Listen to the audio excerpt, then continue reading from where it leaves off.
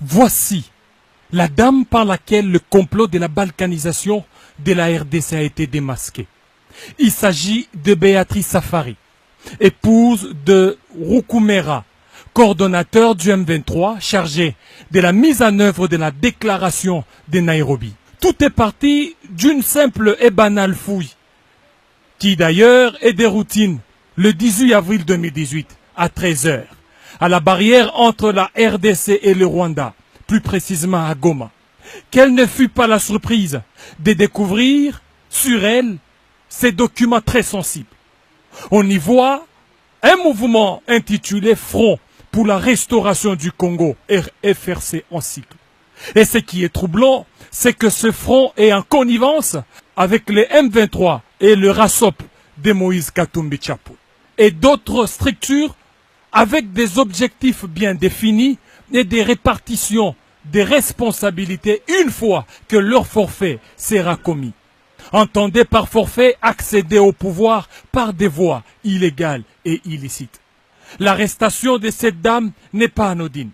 Tenez, le 4 mai 2018, Bertrand Bissimois va écrire une lettre à Saïd Djinit pour dénoncer l'arrestation de la dame comme l'indiquent ces documents. Alors, que contient ces documents mystères?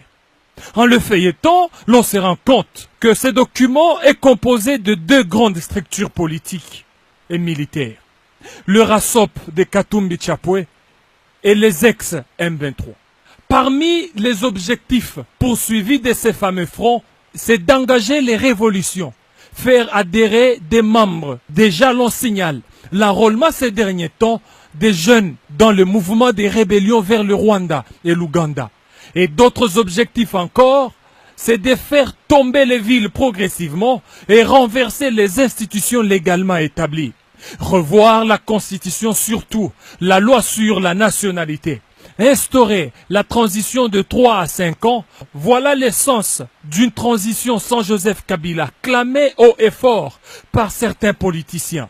Revoir aussi en même temps la loi électorale et consacrer un fédéralisme efficace pour faciliter la balkanisation avec le concours de certaines multinationales. Que cache le propos de deux présidents Yoweri Museveni Kaguta et le Rwandais Paul Kagame à Gisenyi au mois de mars dernier, lorsqu'ils disent qu'ils vont aider à résoudre le problème du Congo tel qu'ils les connaissent? Au mois d'avril dernier, au Soudan du Sud, Yoweri Museveni a tenu de propos discourtois à l'égard des autorités congolaises depuis 1960. L'autre fait important, c'est la très active participation de Moïse Katumbi Chapwe à la cérémonie de Mo Ibrahim, qui a été très mal perçue dans l'opinion congolaise.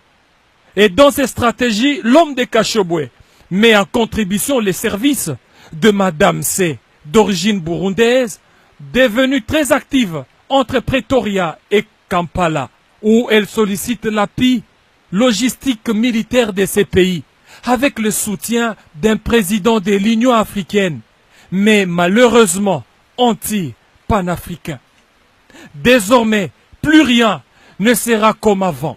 La République démocratique du Congo est déterminée à sauver sa souveraineté chèrement acquise et capable à dénoncer toute velléité de balkanisation.